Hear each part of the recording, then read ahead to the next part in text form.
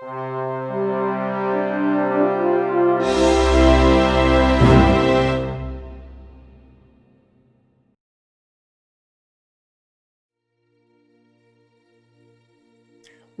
to the Art Astro podcast. In this episode, we are talking with Stephan Heilen. Welcome. Thank you. It is a pleasure to have you in the podcast.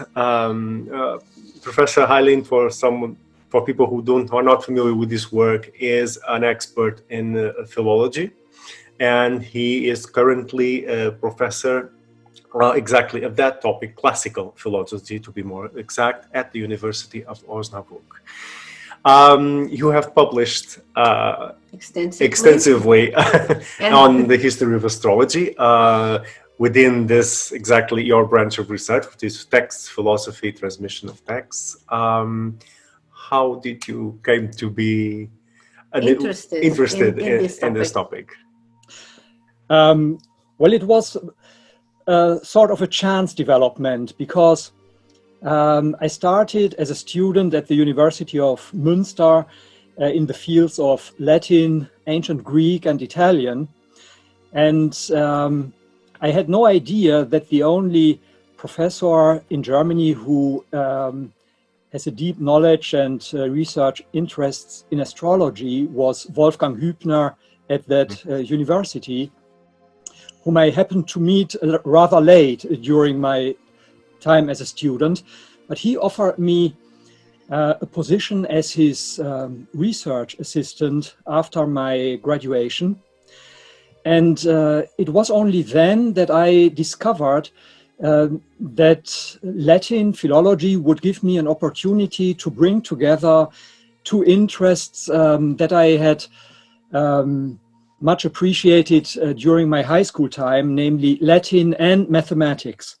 I had somehow abandoned mathematics in favor of philological disciplines, and through my work with Professor Hübner, proofreading his articles and books and working on a dissertation topic that he had recommended to me, I realized that astrology was a field in which my mathematical and philological interests could be combined.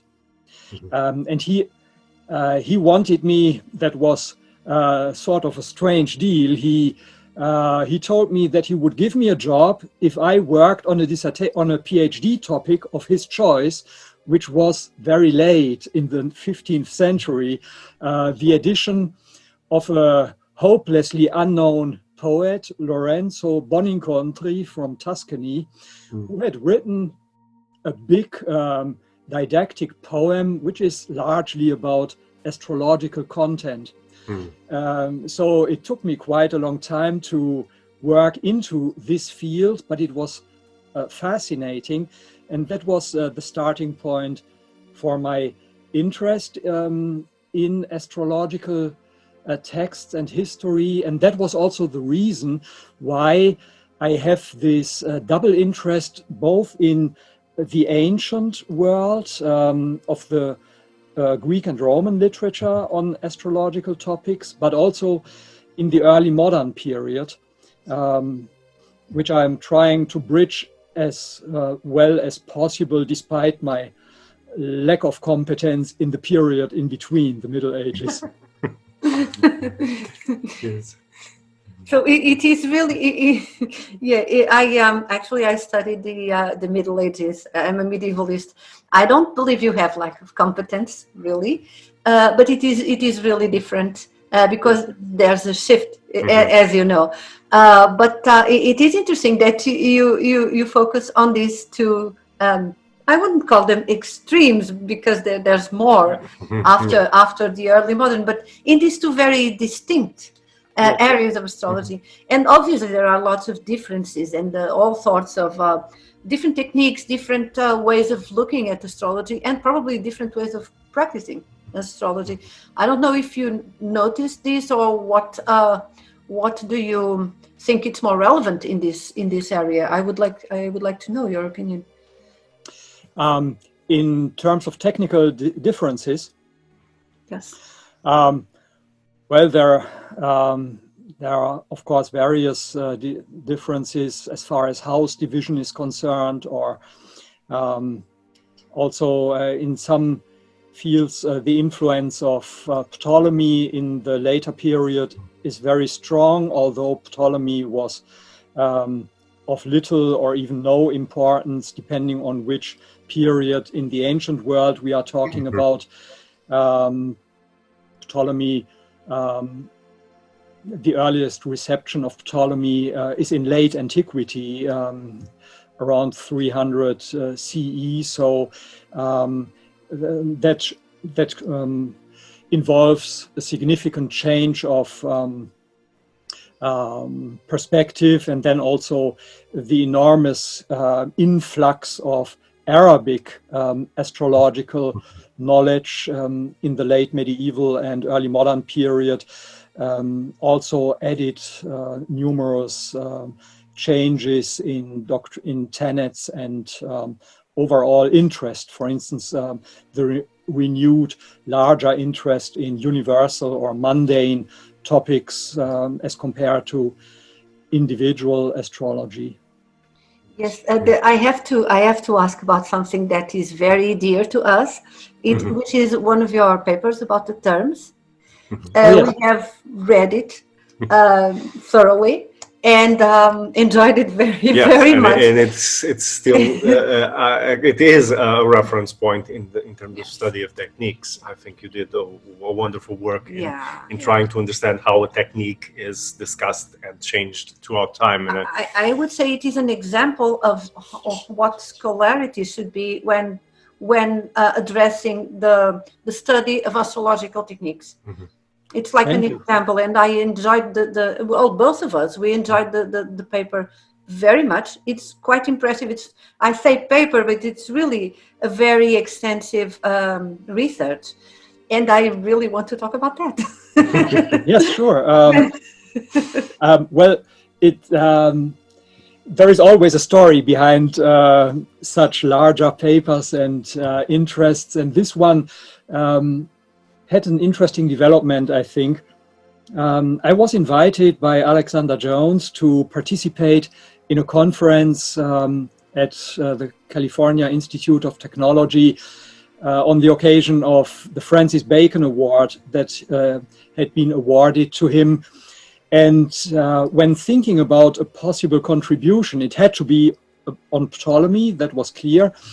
And I was thinking of some new astrological aspect of Ptolemy's writings. And I first came up with, I do not remember exactly which topic, it was way too large and broad. And fortunately, I spoke with Noel Swerdlow about that. He was at the University of Chicago at that time, and he gave me the salubrious advice that I should choose something far smaller, very limited, small topic. So I decided to work on this one small chapter, 121, and I thought, hopefully I will be able to fill some 10 or 15 pages with that. Hopefully. But then it turned out to be, as you know, a rather complex investigation. But the reason why it grew so large had to do again with the influence of my Münster teacher, Wolfgang Hübner, because in the early 2000s, he was probably the driving force, I would say, in this trend towards in-depth studies of single astrological techniques, because he assigned 2 dissertation topics to two female doctoral students. One of them, Katrin Fromhold, worked on the entire field of conception astrology in the ancient world. And the other one, Susanne Denningmann, worked on the concept of doryphoria, spear bearing, in Greek and Latin astrological texts. And both of them produced very important monographs on these topics. So I had that idea in my mind that it may be important to well, to let such an investigation grow into larger shape by taking into account possibly the entire, of course, one always falls short of completeness, but I tried to review the development of the terms in all relevant ancient texts and in a representative selection of medieval and early modern texts as far as I knew about them. Mm-hmm. Well, it is the sort of development that we expect for the Astro project, which is to address these techniques which are central to the astrological doctrine throughout the ages, and really understand how they develop, how they change, how they are transmitted, how they are sometimes misapplied or there are misunderstood or are significant changes in the way they're perceived. So yes, indeed this kind of research is our model in terms of practice. Well, I'm very glad to hear that. And but of course, when one gets started with such a in-depth analysis, it is almost unavoidable that the product will be superseded in a not very distant future by additional research done by others who feel inspired by such a work. For instance, Christian Tolsa in Barcelona, he recently published an article which is, in my opinion, an important addition to this article that I wrote on the terms, because he collected important arguments in favor of the view, which I was unaware of at the time, that the table in Ptolemy's text, the table regarding his own terms, that this table is not authentic, but a later addendum created in order to specify what Ptolemy actually means with the rules that he describes in sentences. And he collected various important arguments in favor of that, that has been published in the periodical Classical Philology. So in a way, I was at the same time a bit perplexed to be proven wrong in that detail, because which I had not seen, but on the other hand, delighted to see that I had started a research interest in this specific field of the technical part of astrology that was continued by others. No, of course, indeed, you did began like a trend. And not only that, it is the inspiration and also the method that people should follow. And the fact that some other researcher found something new, well, that is interesting. It's how things develop, how ideas develop. And it's the dialogue that we keep with other scholars. And this is also one of the things that we would like to do, like have this lines of research, and then we have the people who actually work on these lines talking to each other, dialoguing to each other. And we would like very much to promote this kind of dialogue. But returning to your paper, it is actually the way that even if someone discovers something, the method that you use, the rigor, the thoroughness that you used, it's the way that things should be. It becomes a model and an example. Yes, I think it became already a model. And I quoted it extensively in my PhD, not only because of the contents, but also the method. It's really a very, well, it's how academia should work. And it addresses a problem, well, a small part of a problem which academia has still, which is when we're talking about astrological topics, there's always this introduction one has to do to the topic. And when we get to these technical, so very specific technical details, it's very complicated to explain the differences between two authors, for example, unless you explain the technique itself, which takes a long time and it's complicated. So the existence of papers such as yours that already gives support to the technique and to specifically address it also help us not to have to go all over again from the beginning every time we want to discuss the topic, and that's also well, that's good to know. Yes. Well, in a way, that means that we all, the two of you and I, and several other people working in the field, we all focus on understanding these techniques and doctrines in detail, which is also, in my opinion, as it is in yours, important because in the 20th century, much research on the history of astrology was primarily interested in its relationships with philosophy, religion, history, but much of this understanding of how the system really works was missing, and each single tenet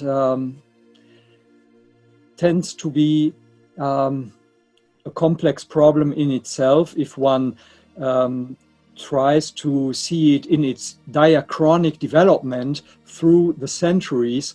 Almost always there are modifications, conflicting branches or sub-tenets that develop out of an original idea, and I think one can only interpret and understand texts correctly if one gets a more or less correct view of the entire development of such a doctrine. Absolutely.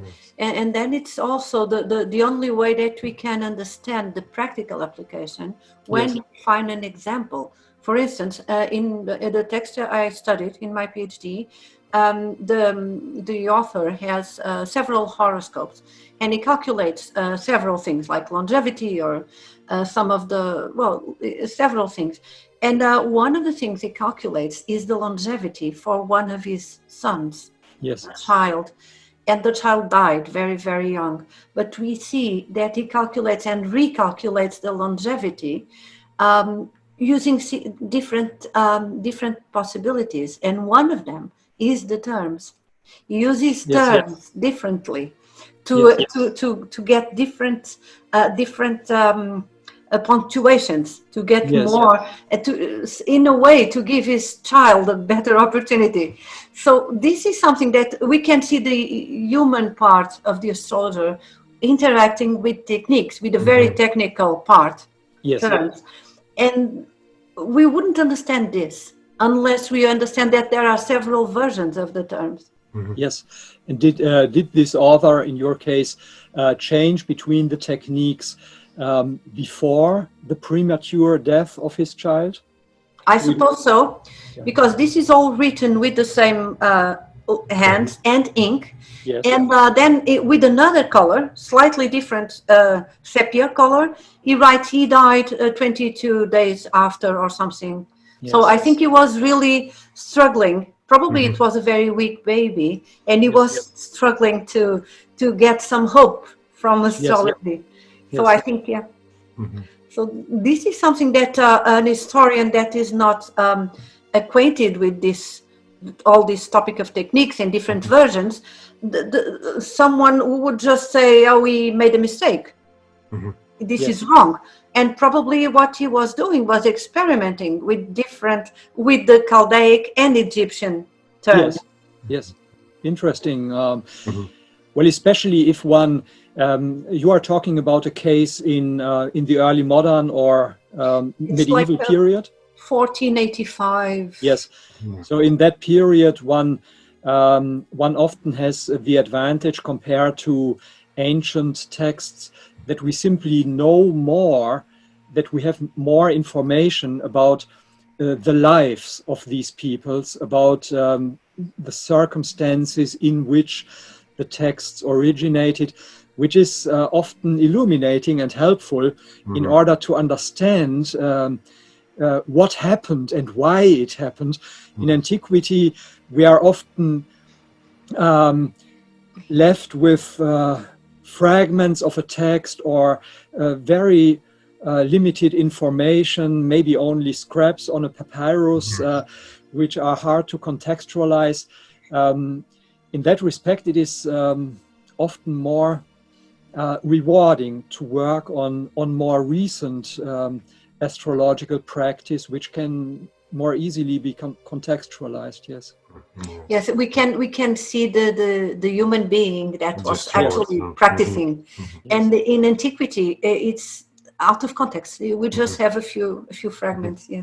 Yes, and in technical aspect, it's also easier when you have more practical sources, and we're not just relying on the theoretical texts. Yes, and that we know by experience that not everything that they say in the theoretical text is exactly what they'll be applying in their practice, and sure. that change and that difference can be quite enlightening as how these techniques are used, applied, and how they process this whole theory. So if there is any way that we can entice you to do more papers on this area, please let us know, because they will be very, very good, I'm sure. Well, I'll be happy to keep that in mind. I did some similar work in my book, which was published in 2015 on the fragments of this ancient author Antigonus of Nicaea, because in my commentary on his horoscope of the Emperor Hadrian, I did such diachronic explorations of astrological technique for a limited number of doctrines, only those that were really employed in that horoscope. But some of those investigations grew into rather long parts of the book, especially the one on the doctrine of the 3rd, 7th, and 40th days of the moon, which ended up being a 100-page chapter in that book. But in my view, all these individual contributions by various people, also by, for instance, Dorian Greenbaum, who recently, a few years ago, published her very important book on the daimon, or Giuseppe Bezza's large article on the concept of sect, hieresis, in ancient and Arabic texts, and also other contributions of this kind. So step by step, in my view, we will be able to cover the entire field of astrological technique with the long distance goal, which is currently impossible to achieve, in my opinion, to create, for instance, a dictionary, a substantial dictionary of astrological technique, in which each important technique is represented with a 10 or 15-page article in which the various authors, the various developments and sub types of a certain technique are analyzed, and references to the most important textual witnesses given. But that would also include, or that would imply the need to bring in a lot of knowledge from Orientalists, Egyptologists, historians of religion. So this is exactly what we want to do in Astro Project. Yes, that would be immensely helpful if such a tool could be produced on the long run. Yes. Yes. Well, Step by step. step by step, exactly. step. Yeah. So let's try to walk in that direction, because that's really I think one of the major points of this kind of research, which is to create a database Yes. where all this information can be researched and also explained, the history of developed, the techniques, in the which history. even within one technique, each specialist in its own time or Yes. cultural frame can address the topic as it is discussed by different cultures and different times and different contexts. Yes. So yeah, I think let's work on that. Yes. Let's we will keep this moving. Yeah, let's move towards that goal, because I think. Well, in that respect, your initiative in creating this Astra project is a milestone, in my opinion, because that provides a platform and a sort of a meeting place, virtually speaking, for those who are already active in such fields of research, and also to attract new, especially young researchers who may find orientation in such a project. So congratulations on your initiative in that respect. Yeah, thank you. Thank you very much. And we are also benefiting from the knowledge of people like you who already had developed amazing work on this field. And what we would like is to congregate all this and open like a dialogue. Yeah, a network, for people, a network of yes. discussion and research that can improve everyone's work and yes, grow from there. Yeah. Thank you for your words.